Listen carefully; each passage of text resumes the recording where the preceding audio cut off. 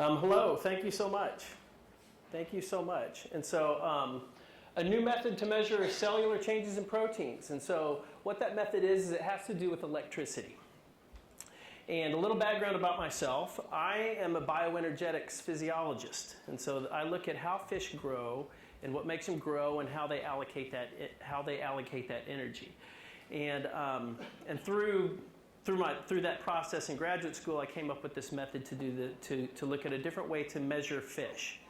And so what I'm doing, after I graduated, I have a little bit of background. I worked for USDA as a research scientist, and then I worked for National Marine Fisheries Service with the Alaska Fisheries Science Center. I was faculty at University of Alaska, and about 4 years ago, we started seafood analytics so we could commercialize this technique that I had been using throughout my research career. And so what I'm going to talk about today is really why measurements are important, why we take measurements, and then also what measurements we're taking, and then I'm going to go over how we're taking those measurements, and then I'm going to go over who's using our device in the seafood industry. And so I've been working on the other end, and so when the cells are all together and they have fins and gills and stuff, that's where I am. You know, I'm a fish head, and so I'm going to just introduce what's going on. And so if we look at why measurements are important, measurements are driven by need. You need something, and so then you need measures for that. And so the first measures started, really it was cave people using nonlinear polynomial predictive modeling. That's where it all started with, was cave people. More kids, more deer. How many more deer? This many. You know, and so it started with counts. That's where measures started. And so then they morphed into the width of your thumb is an inch. That's where that started. And then King Edward in 1400 had the first weights and standards started back then. And he said an inch is now equal to 3 barley grains lined up. And that became, because that's more standardized than somebody's thumb, right? And so it went to that. And then the hand.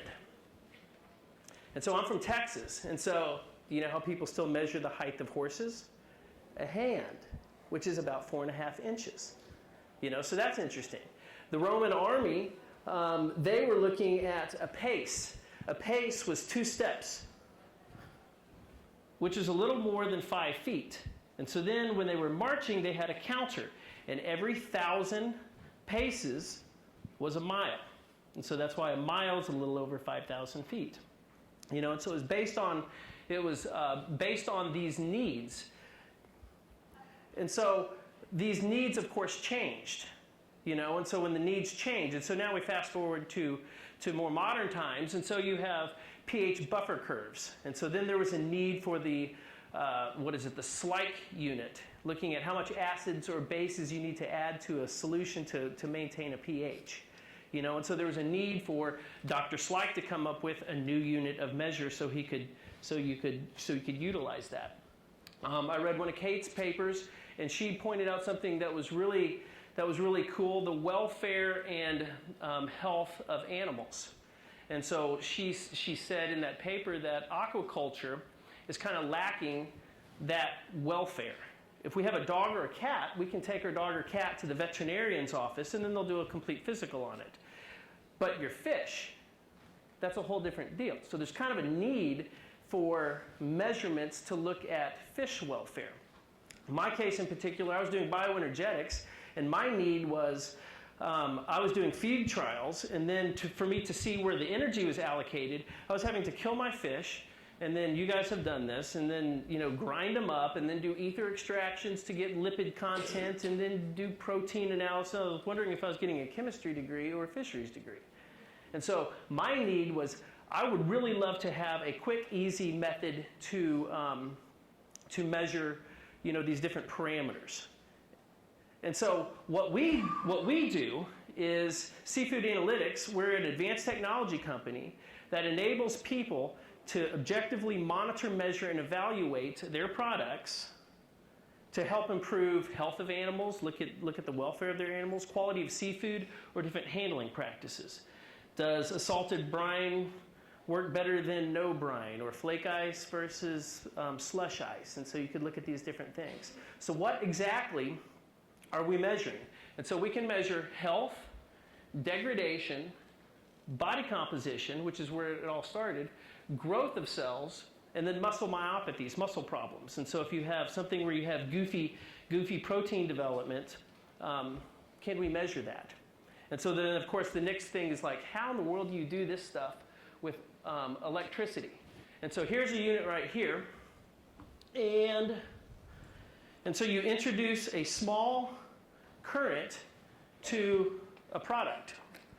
And you just touch it, and it introduces a current through there. And when the current goes through my finger or through my hands, it doesn't shock me. But the current amplitude and frequency goes around the cells.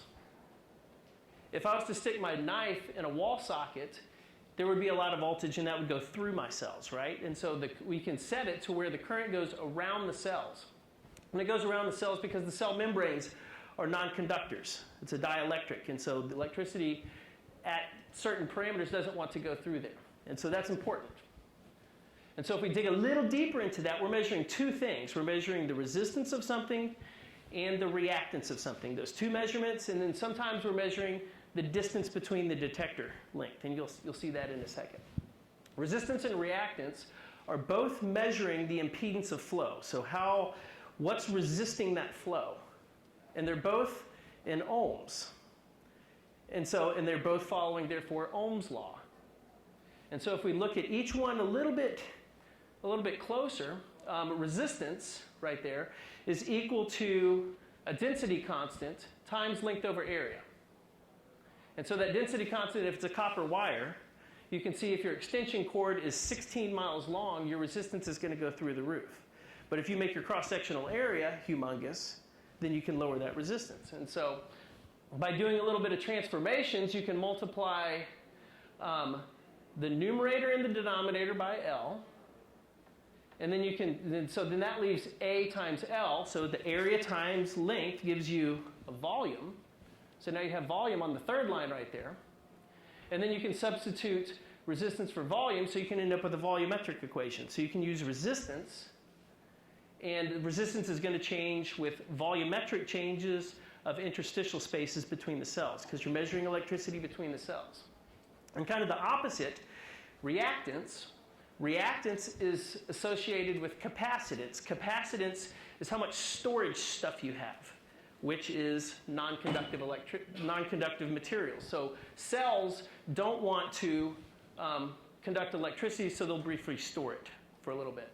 And so you can see how you can use the interstitial spaces versus the cell in order to, look at a bunch of different properties. So if you measure those two things, and then you can use those two numbers and you can plug those into bioelectrical equations right here. There's about 14 of them.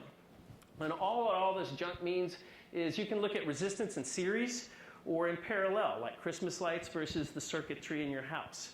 And so those can be represented in different ways. And so if somebody comes to me and says, can you tell about gray scallop disease? We will look at ones that have it, ones that don't, and see which equation is sensitive to those changes. And that's how we're using electricity to look at all these different metrics. And so now if we look at who's using it and how, health. This is a paper I did when I was at NOAA, and we were looking at using electricity to measure health of fish. And so industry was interested in, are my hatchery fish, what's their health like compared to wild-caught fish? And so you can see hatchery fish are higher, according to the box plots here. And wild fish have greater variability, and their condition is lower, which is kind of what you would expect, too. Some fish are in great health and some are not. It's not as controlled. And so in a similar way for you guys that are growing product, you might want to say, how is my product that I've grown in the lab compared to a wild-caught or a farm-raised something? Upstream, downstream. Chinook salmon don't eat when they enter fresh water. And so on the Yukon River, they travel 1,200 miles upstream without eating. Pretty amazing. And the current's so strong that I can't swim against it. It pushes me backwards. So they're swimming 1,200 miles without eating. And so the downstream fish have a higher health number than the upstream fish. And these numbers are taken on the dorsal part of the fish, on the back part of the fish. When I looked at the ventral section, where all the goods are, the gonads, egg development, all energy is being shunted towards that region because it wants to hold, that's the stuff. That's why you're making that migration. And so we didn't see anything. We didn't see any changes. And so if you guys are looking at, myoblastic cells, you might want to look at ventral versus dorsal, and then look at the health of those under different situations. On the flip side, once something dies, you can imagine these cells, and when the cells die, then all the electrolytic ions, all the salt water inside the cells floods to the outside, right?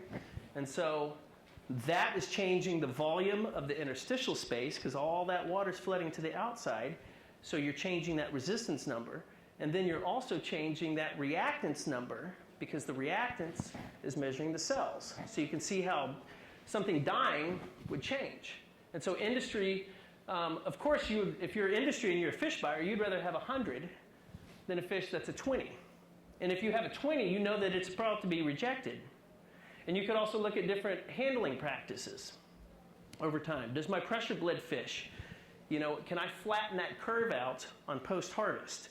And a lot of you guys are looking at pre-harvest. You're growing the stuff, but eventually you're going to have to take it off life support.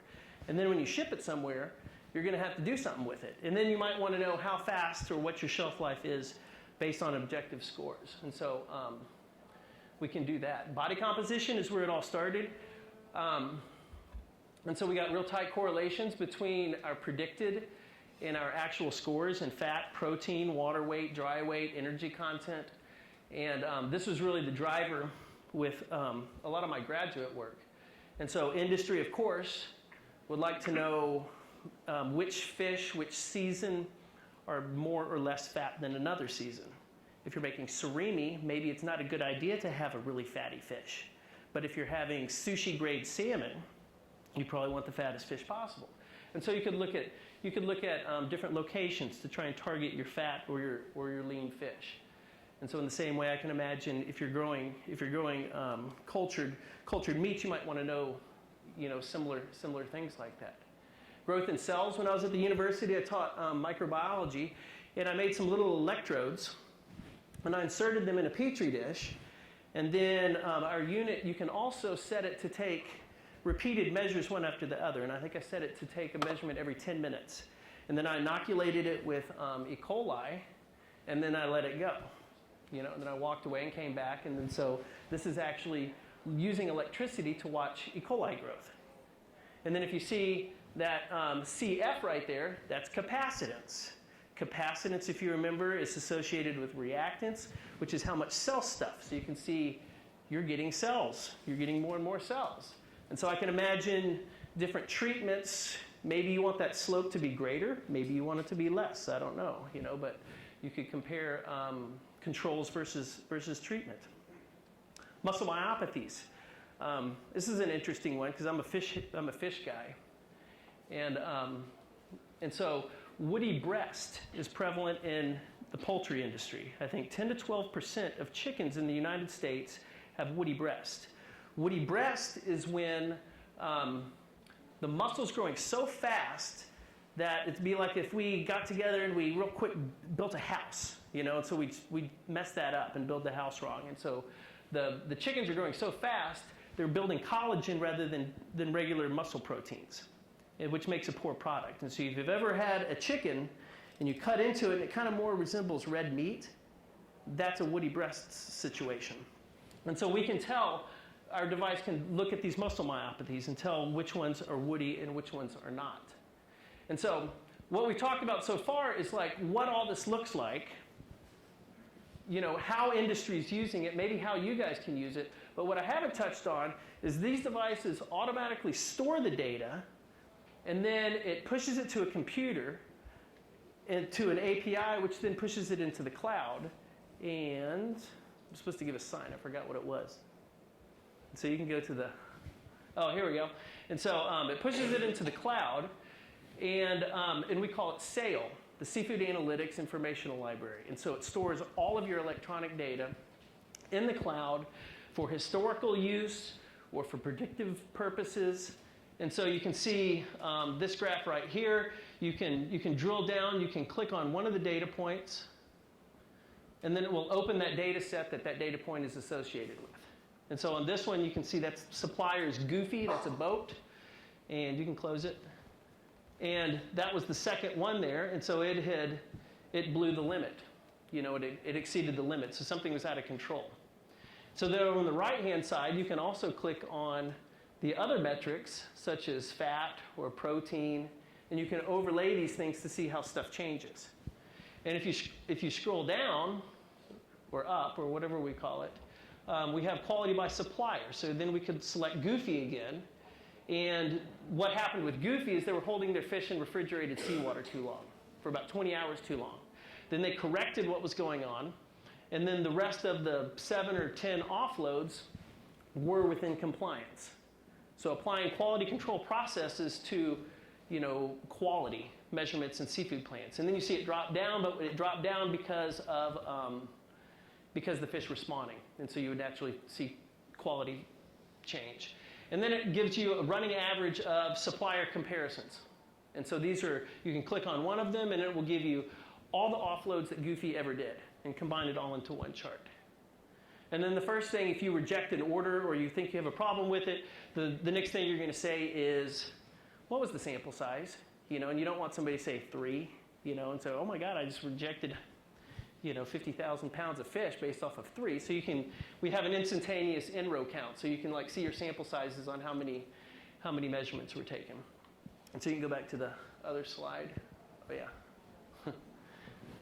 And so that's what happens to the data. And so we can offer like real-time data analysis. It's happening, and it's like a Dow Jones Industrial Chart. New dots are added as it goes.